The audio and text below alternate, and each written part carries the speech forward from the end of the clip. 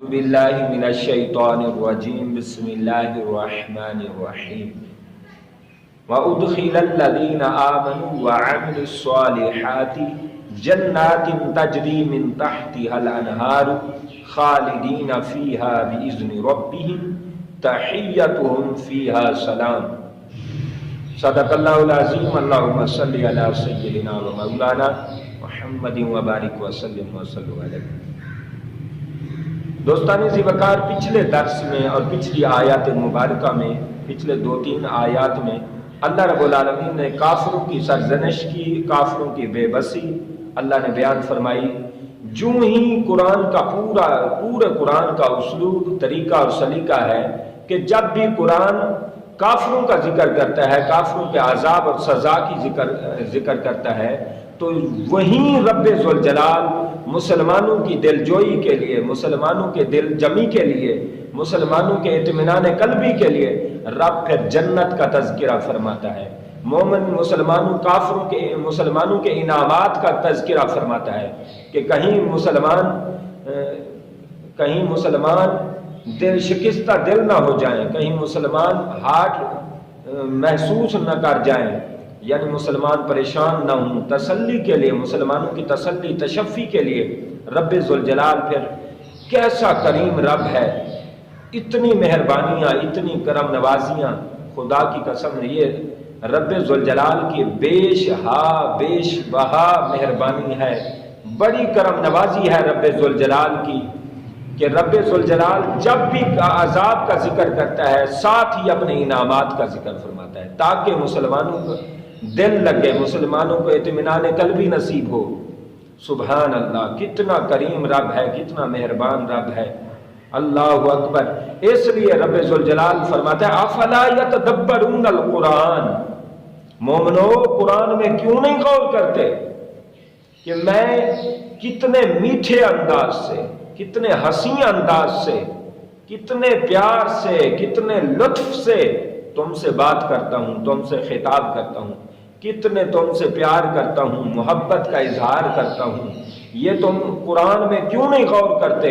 یہ قرآن مسلمانوں کے ساتھ میری محبت کا مجموعہ ہے، مرکز ہے۔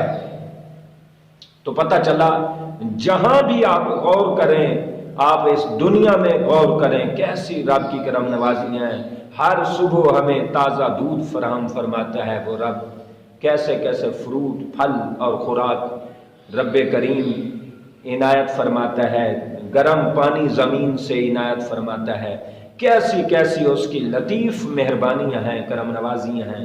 اس لیے کئی ایسے اللہ کے ولی بزرگ گزرے ہیں جنہوں نے ساری زندگی آسمان کی طرف نہ دیکھا۔ ان کا نظریہ کیا تھا؟ ان کا نظریہ یہ تھا کہ چونکہ جس کا کھاؤ اس کے سامنے آنکھیں نہیں اٹھائی جا سکتی، ان کے سامنے بندہ اوپر نگاہ کر کے نہیں دیکھ سکتا۔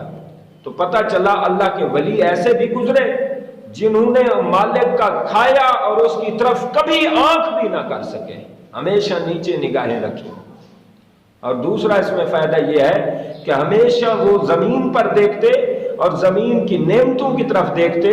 انہوں نے سوچا کہ جب زمین کی نعمتیں ہی ابھی ختم نہیں ہو رہی، ہم آسمان پر کیسے نگاہ کریں؟ تو جس طرف کوئی نگاہ کرتا گیا وہ اللہ کا مقرب اور پیارا بنتا گیا۔ تو رب ذوالجلال کی کیسی کرم نوازیاں ہیں۔ اللہ نے فرمایا وَأُدْخِلَ الَّذِينَ آمَنُوا وَعَمِلُوا الصَّالِحَاتِ، فرمایا ایمان والوں کو اور اچھے عمل والوں کو ہم جنت میں داخل کر دیں گے، جنات تجری من تحتها الانہار، فرمایا جنت کے باغات ہوں گے، جنت کے انعامات ہوں گے، اور ادھر مسلمان ہوں گے من تحتها الانہار، ان کے نیچے نہریں جاری ہوں گی، خالدین فیہا، فرمایا اس میں ہمیشہ رہیں گے، باذن ربہم، اپنے رب کی اجازت اور پرمیشن کے ساتھ، تحیتہم فیہا سلام، اور وہ جنتی آپس میں جب ملیں گے، ملاقات کریں گے تو وہ ایک دوسرے کو سلام کریں گے، ایک دوسرے پر سلام کریں گے۔ پتہ چلا جنت کے جو لباس ہیں، جنت میں جو کام ہوں گے وہ دو کام ہوں گے، ایک تو جنتی، ہر جنتی کی زبان پر اللہ کی حمد ہوگی، اللہ کی ثنا ہوگی، اللہ کی تعریف ہوگی، اور دوسرا مسلمانوں کے ساتھ جب جنتی آپس میں ملاقات کریں گے تو ایک دوسرے کو سلام کریں گے۔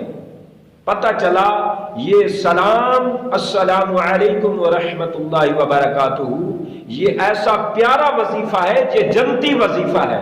جس نے جنت میں جانا ہے یہ وظیفہ اپنے زبان زد عام کرے، ہر وقت یہ وظیفہ پڑھتا رہے، ہر مسلمان کی طرف خیر اور سلامتی پھیلاتا رہے، حتیٰ کہ اللہ نے فرمایا ہے کہ انسان کے ساتھ ساتھ فرشتوں تک اپنی سلامتی بھیجو، اپنی سلام کا تعلق فرشتوں تک بھی جوڑ کے رکھو۔ پتہ کیسے رب ذوالجلال نے انعامات عطا فرمائے کہ ایک سلام کا تحفہ دیا، اور قیامت والے دن رب بھی سلام فرمائے گا، انسان مسلمانوں سے رب بھی سلام فرمائے گا۔ کیسا سلام پیارا تحفہ ہے، جنتی تحفہ ہے، اللہ کا تحفہ ہے، اللہ کے نبی کا تحفہ ہے۔ ہمیں سلام زیادہ سے زیادہ سلام کی اشاعت کرنی چاہیے، اور سلام زیادہ سے زیادہ کرنا چاہیے، مسلمانوں کی طرف سلامتی پھیلانی چاہیے۔ اور آگے اللہ نے کمال بات فرمائی، اللہ نے فرمایا الم تر کیف ضرب اللہ مثلا کلمۃ طیبۃ، فرمایا کیا محبوب آپ نے نہیں دیکھا اللہ مثال بیان فرماتا ہے کلمہ طیبہ، اچھے پاکیزہ کلمات اور بات کی۔ فرمایا اچھی بات ایسے ہے جیسے کشجرۃ طیبۃ، جیسے ایک پاکیزہ درخت ہو۔ فرمایا اصلها ثابت وفرعها فی السماء، فرمایا اس کی ایسا درخت جس کی جڑ زمین میں ہے اور اس کی شاخیں اور اس کی ٹہنیاں آسمان کی طرف ہیں۔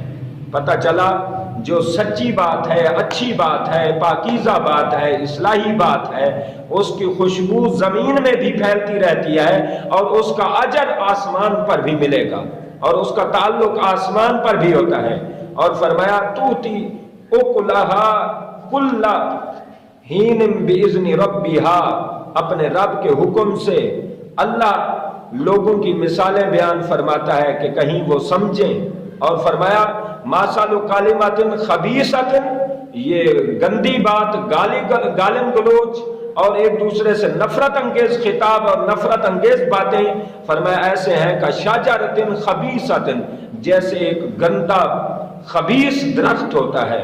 فرمایا اس کی جو زمین پر جڑیں نہیں ہوتی، زمین سے اوپر اس کو، زمین کے اوپر تھوڑا سا اس کو کاٹ دیا جائے، یعنی اس کو جڑوں سے علیحدہ کر دیا جائے، جدا کر دیا جائے، فرمایا وہ ایسے ہی ہوتا ہے، اور ما لہا من قرار، اور اس کا کہیں بھی قرار نہیں ہوتا، پکڑ نہیں ہوتی۔